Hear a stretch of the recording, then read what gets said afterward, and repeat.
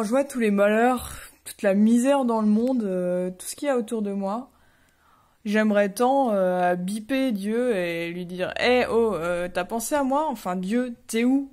Tu penses à nous ?» Et je suis sûre qu'il va pas me répondre.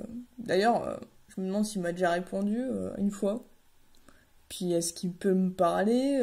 Est-ce qu'il pourrait me répondre? En fait, j'en sais rien. Et peut-être même qu'il sait pas que j'existe. Puis comment je pourrais entrer en relation avec lui? On se connaît même pas. Et c'est quand ça va de plus en plus mal que j'ai l'impression qu'il est en mode je ne suis pas disponible pour le moment. Veuillez laisser un message après le bip sonore. Et ça, c'est frustrant. À moins qu'il compte aussi un peu sur moi pour le chercher vraiment, et qu'il pense que je serais capable de le trouver. Bah alors ce sera aussi à moi de m'y mettre, quoi. Et s'il était finalement tout près de moi et pas tellement éloigné, est-ce que je cherche là où je peux pas le trouver? Dans des trucs extraordinaires, spectaculaires, qui claquent, quoi. Alors qu'il est peut-être simplement dans les petites rencontres ordinaires de ma journée qui me font tellement de bien. C'est peut-être ça aussi. Peut-être que je cherche là où je ne peux pas le trouver. C'est-à-dire là où finalement je ne l'espère plus. Et s'il était là quand même, au cœur de ma vie,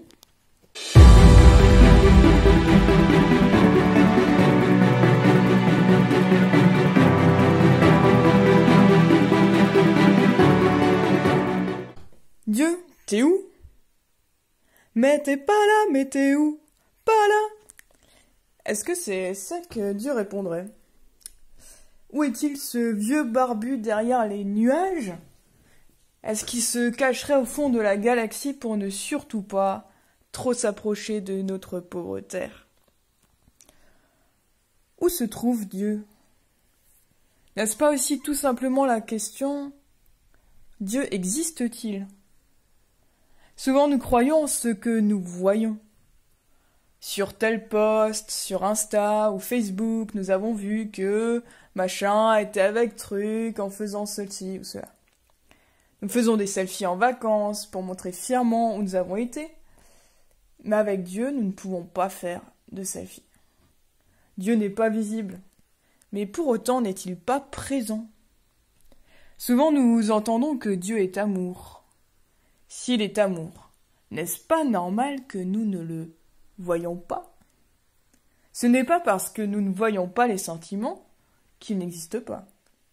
Mais nous voyons souvent leurs effets. Si je suis en colère, je vais peut-être vouloir tout casser. Si j'ai peur, je vais peut-être trembler. Et si je suis gêné, je vais peut-être rougir. Avec Dieu, c'est pareil. Nous voyons seulement l'effet que son amour a sur nous. Dieu se révèle différemment dans toute la Bible, mais souvent là où on ne l'attend pas, où on ne l'attend plus. Il se révèle dans un buisson ardent qui brûle sans se consumer. Il se révèle dans le bruit d'un léger souffle. Il s'est aussi révélé tout simplement dans un juif venu de Palestine. Mais tout cela toujours avec sa parole. Si l'on parle du silence de Dieu, n'est-ce pas aussi parce que nous ne voulons plus écouter ce que sa parole a à nous dire? Cette parole qui a été écrite dans la Bible, mais qui redevient vivante chaque jour, que la force de Dieu, l'Esprit de Dieu, me permet de redonner vie au texte et de prendre à cœur la promesse qui m'a été faite. Voici, je suis avec vous tous les jours, jusqu'à la fin du monde. Et toi, as-tu encore laissé un peu d'espace à Dieu dans ton cœur pour qu'il puisse y trouver une place ?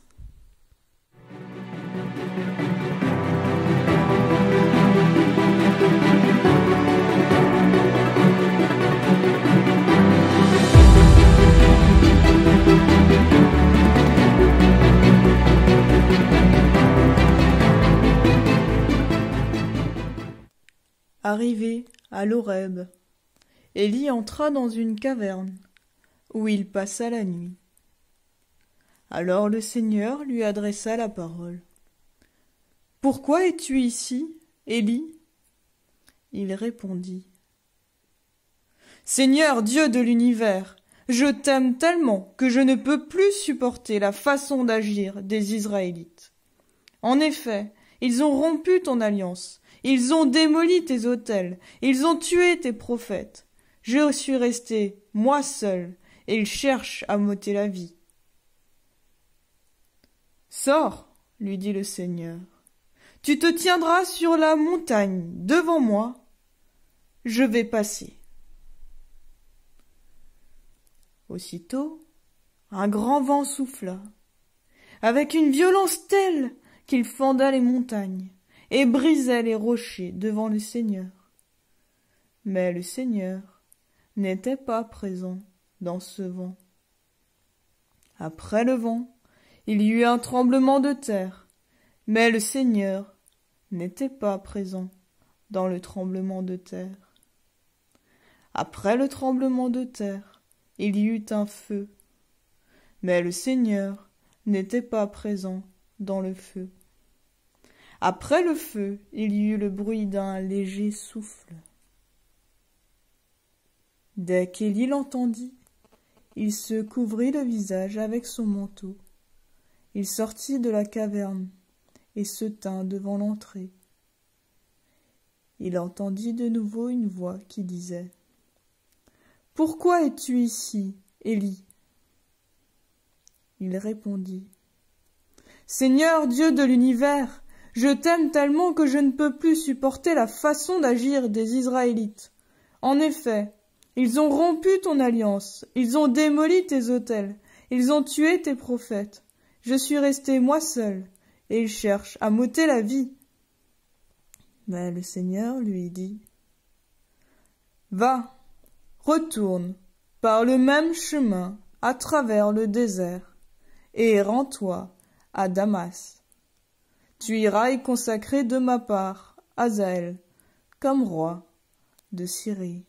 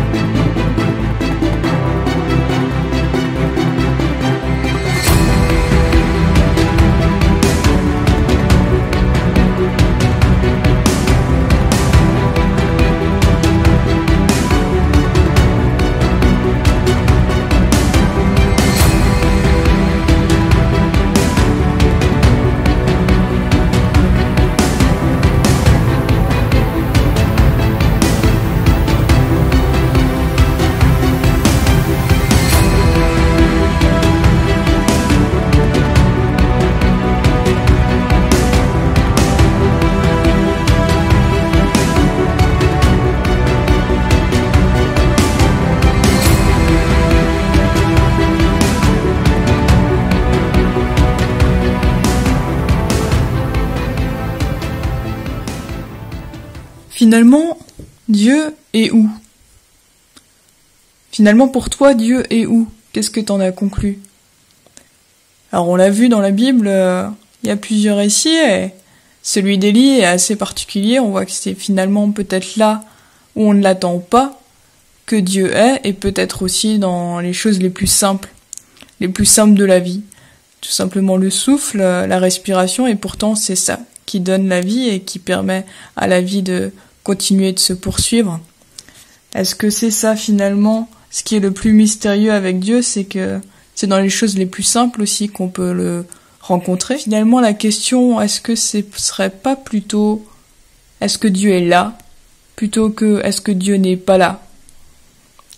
Et s'il est là, est-ce qu'il est là avec moi, ici et maintenant?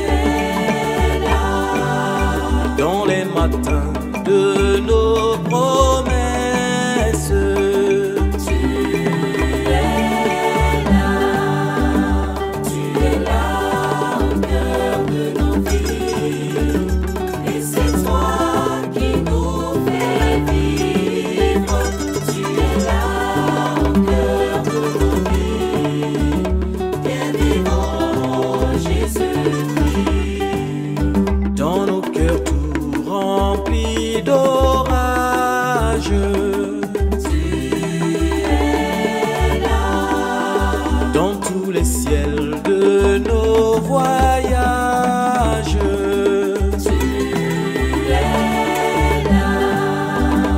tu es là au cœur de nos vies, et c'est toi qui nous fais vivre. Tu es là au cœur de nos vies, bien vivant Jésus-Christ, en plein milieu de nos tempêtes. Tu es là dans la musique de nos